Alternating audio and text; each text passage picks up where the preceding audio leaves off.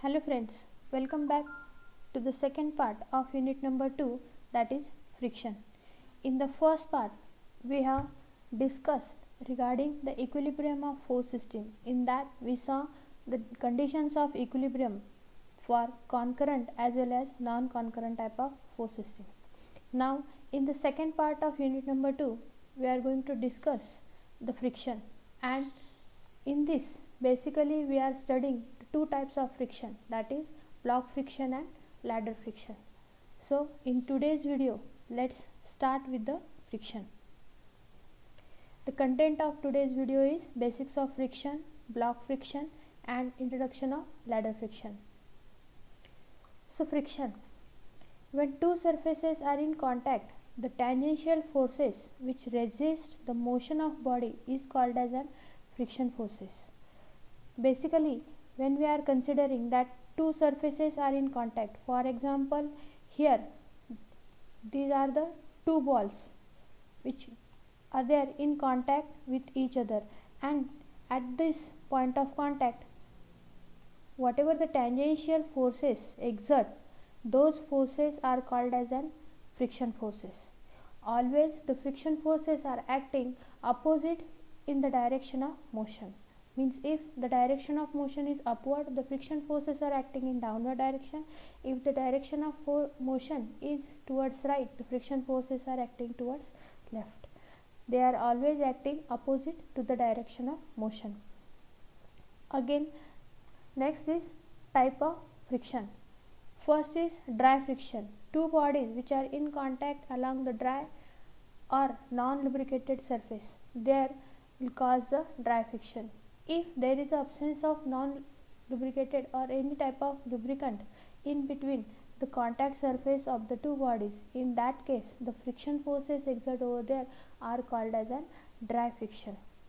Then second, fluid friction. When layers of fluid moving with different velocities is called as a fluid friction. If any 2-3 types of liquids are get mixed with each other of different densities, then in that case at the contact surface, when these liquids are moving with the different velocities, there will be again a tangential forces present called as an fluid friction forces.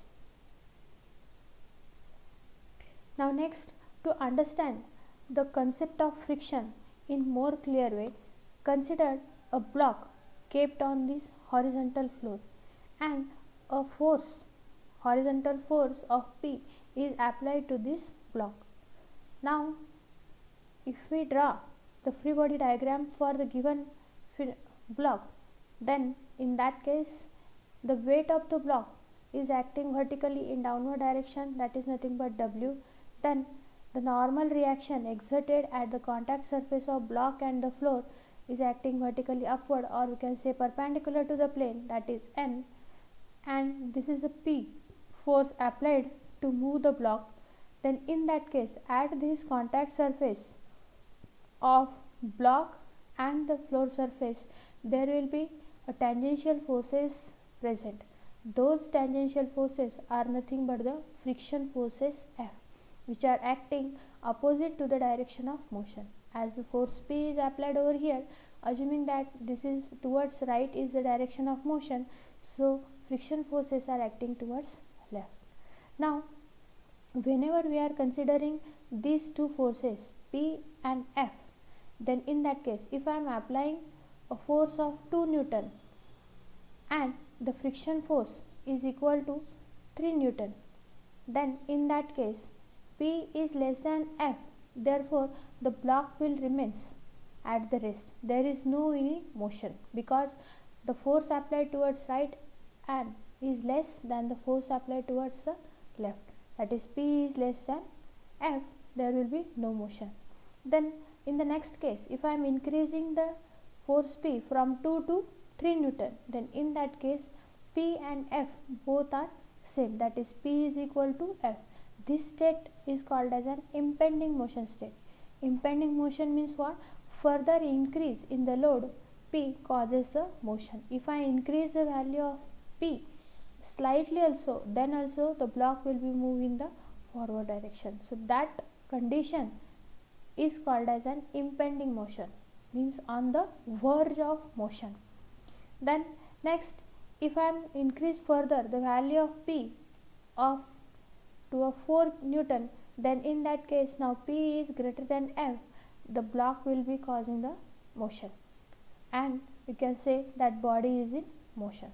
So whenever we are considering the first two cases, in the first two cases, that is no motion and impending motion, the block is at the rest, or we can say the block is at the equilibrium condition. And in the third state, that is body is in motion, P is greater than F, the block is moving, which is not at the rest. So this will turns the block into the dynamic motion. Now with respect to this, if we are considering the value of coefficient of friction, now further before this, the value of friction force here is determined by means of F is equals to mu into N, where mu is the coefficient of friction. Now the value of mu is of two types. It will be coefficient of static friction or coefficient of kinetic friction, that is mu s or mu k. Mu s is the coefficient of static friction and mu k is the coefficient of kinetic friction. Now when we are considering the first two cases, that is no motion and impending motion, as the body is at the rest or static condition, the value of coefficient of friction mu is equal to coefficient of static friction. And in the third case, as the body is in motion, the value of coefficient of friction mu is equal to mu k, that is coefficient of kinetic friction. Next is angle of friction. To replace F and N by a single force, the inclination of R with respect to vertical axis is given by the relation tan phi s equals to F upon N. Let's see, considering this figure. In this figure now, here this is a normal reaction N and this is a friction force F. So if I draw the inclined force in between these two forces, which is denoted as R, then it is like this, that N and F are the vertical and horizontal components of the force R, where R is making an angle of inclination of phi s with respect to this vertical axis. So therefore tan of phi s is equal to F divided by N, which is equals to mu s into N divided by N. So N will get cancelled, that is equals to mu s. It means that tan of phi s equals to mu s. Similarly, tan of phi k equals to mu k, where in this case this phi will denotes the angle of friction, the angle of friction in static and the angle of friction in kinetic condition. Next, angle of response. Now the value of angle of inclination corresponding to impending motion is called as an angle of repose. If we are keeping the block on this inclined plane, the angle of inclination is given as a theta and P is the force applied to this block. Then for the equilibrium, or we can say the impending motion, when the block will remains at the rest condition, whatever the angle of inclination it is, that angle we called it as a angle of repose. Now if we are considering this figure, then in this angle is theta, and if you consider by applying the geometry here, W, the vertical force or the weight of the block acting vertically downward, that is also making an angle of theta with this inclined plane. Here our normal regular plane is get shifted to this inclined plane, that is this is the axis x, and perpendicular to that this will be the axis y, which is this axis. This is y and this will be the x axis. So here the plane will be shifted from our regular xy to this inclined xy plane, and hence this W, weight of the block acting vertically downward, will making an angle of theta with respect to this inclined plane. And therefore when we are saying that this theta is less than this phi s, where theta is this angle and phi s is this angle of friction. So when theta is less than phi s, it is said that it is no motion, When theta is equals to phi s, then again it is a impending motion, but when theta is greater than phi s, then there is a motion. This is a relation between this angle of repose, that is theta, and the angle of friction, that is phi s. Now, based on these basic concepts related to block friction, let's solve some of the numericals on block friction. So, first numerical, a 100 Newton force acts as shown on a 300 Newton block placed on an inclined plane. The coefficient of static friction between the block and the plane are mu s is 0.25 and mu k, that is coefficient of kinetic friction, is 0.2. Determine whether the block is in equilibrium and find out the value of friction force. Now, a block is kept on this inclined plane and the inclination or slope of the block is given by means of these ratios or by means of this scale. A 100 Newton force is applied to this block. Weight of the block is given as an 300 Newton, and we have to determine that whether the block is in equilibrium or not. Now, to decide this, the block is in equilibrium or not, we have to determine the value of the force F by two ways. The first, when F required for the equilibrium conditions, and secondly F as a friction force. And by comparing the value of this force F, we are giving a statement that whether the block is in equilibrium or not. Now, to solve this problem, first of all, draw the free body diagram of the given condition. So here this is the inclined plane given, so angle theta is determined as tan inverse of 4/3. So you will get this theta as a 53.13. Then the weight of the block is acting vertically downward, that is 300 Newton. Next, a force of 100 Newton is applied P over here. Then in this contact surface, the normal reaction N is acting vertically upward, that is N. Now, as the force is applied in the upward side, so this is considering as a direction of motion, the friction forces are applied in the opposite direction of motion, F. Now, as the plane is get shifted, so this W is get resolved into components along this shifted plane. So here it is 300 cos of 53.13 and the another component is 300 sin of 53.13. And now our x and y plane is this inclined x and y plane.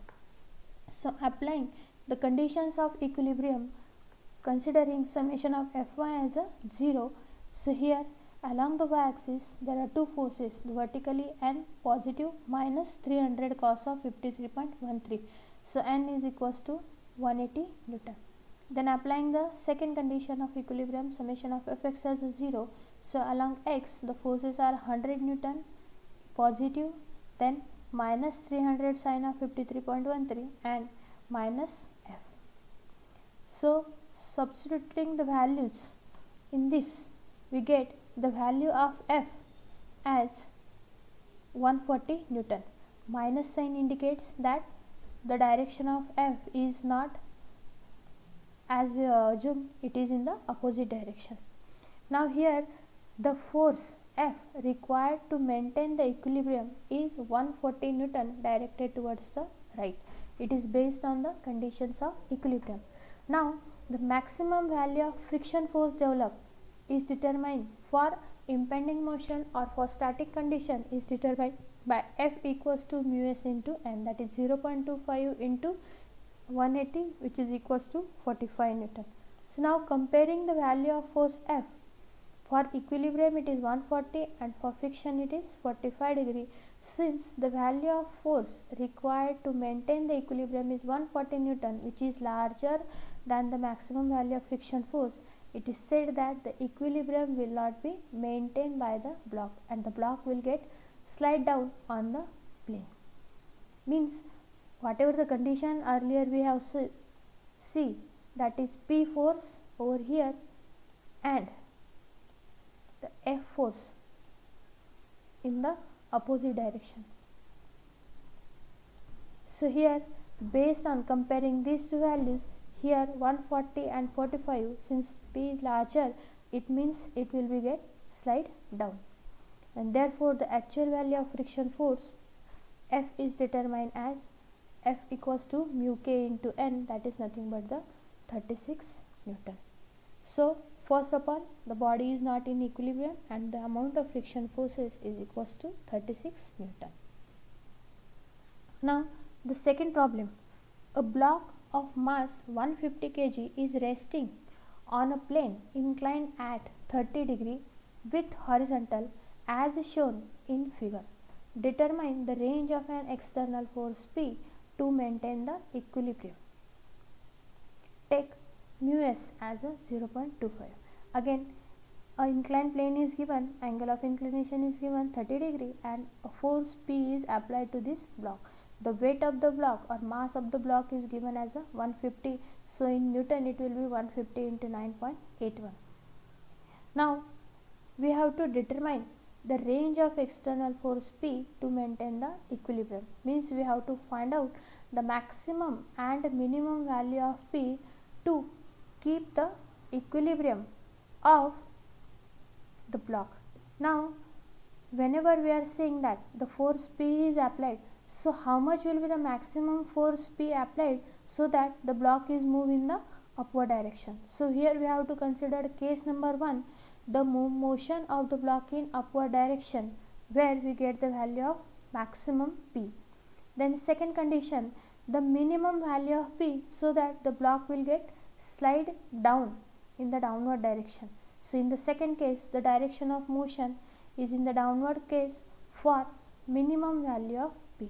So to find out this range of P, here we have to consider two cases, the upward motion and a downward motion, and then applying the equilibrium conditions, we have to determine the value of force P. Okay, so for solving this problem, first of all, let's draw the free body diagram of the given. Now here inclined block is there, angle of inclination is 30 degrees. So again our normal xy plane is get shifted to inclined xy plane.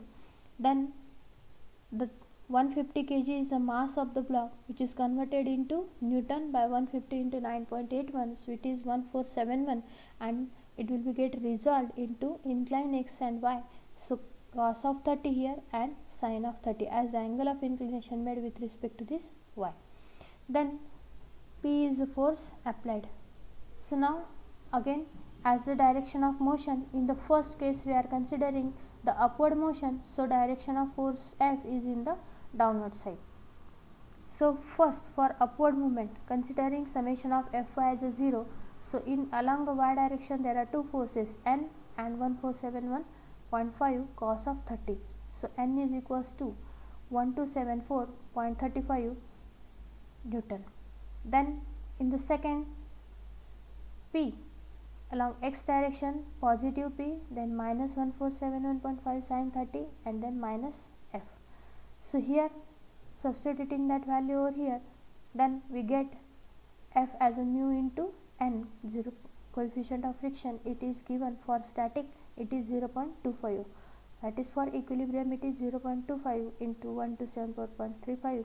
so P equals to 1054.34, means maximum 1054.34 value of P, the block will remain in equilibrium. Further increment in the value of P will causes the motion of the block in the upward direction. Now similarly go for downward movement. Now in case of downward movement, the changes is just that the direction of motion over here, it is in the downward side, and based on this the friction force it is, so here in the second case the direction of motion is this one, and therefore the friction force is applied in the upward direction, opposite to direction of motion. Similarly, my positive x is acting along the direction of motion. So here applying the summation of Fy, so along Fy again N minus 1471.5, so here N is equals to 1274.35. Then taking summation of Fx, so in Fx plus 1471.5 sin 30 minus P, then minus F. So here minus P minus F and 1471.35 sine of 30. So substituting the values, we get the answer for P equals to 417.17 Newton. It means the minimum 417.17, the block will remain in the equilibrium. Less than this value, it will be causing the motion in the downward direction. Now next problem, knowing that WA equals to 25 Newton and theta equals to 30 degree, determine the values of WB for which the system is in equilibrium. Assume the pulley is frictionless. Take mu equals to 0.3. Now in this case, here two blocks are provided, WB and WA, and both the blocks are get connected by means of this cable which is passing over this frictionless pulley. Now here the block WB is kept on this inclined plane and the angle of inclination is given 30 degree, and WA is attached to the another end of the string and the weight is given as a 25 Newton, and we have to find out the value of this block WB such that this system will remain in equilibrium. Now drawing the free body diagram for the given case, again inclined block, angle of inclination is 30, the weight of the block WB acting vertically downward, which is get resolved along this inclined xy plane. So the along y component is WB cos 30 and along x component is WB sin 30. Then perpendicular to the plane, a normal reaction N will there.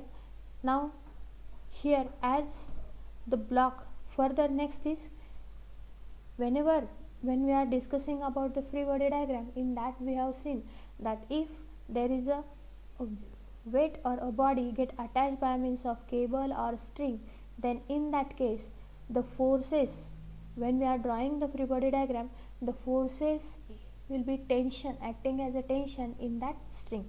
So here whatever the weight of this block WA will be same or acting as a tension in this cable to which WA is attached, and the value will be same, that is 25 Newton. And now which is passing over this frictionless pulley, it means whatever the weight available to this side, the same amount of tension is available on the another side. So here the force will be 25 Newton, which is shown over here as 25 Newton. And then opposite to direction of motion, friction force F as a mu into N. Now for causing this upward motion, considering summation of Fy as a 0, so here along y N positive minus WB cos of 30, so N is equals to WB into cos of 30. Then taking summation of Fx as a 0, so along x direction this there are three forces, that is WB sine of 30 negative, then plus 25 and minus again F. So substituting over here the value of N, first of all the value of F is equals to mu into N, and N is WB cos of 30. So substituting the values of the forces over here, finally we get the value answer for WB as 32.89 Newton.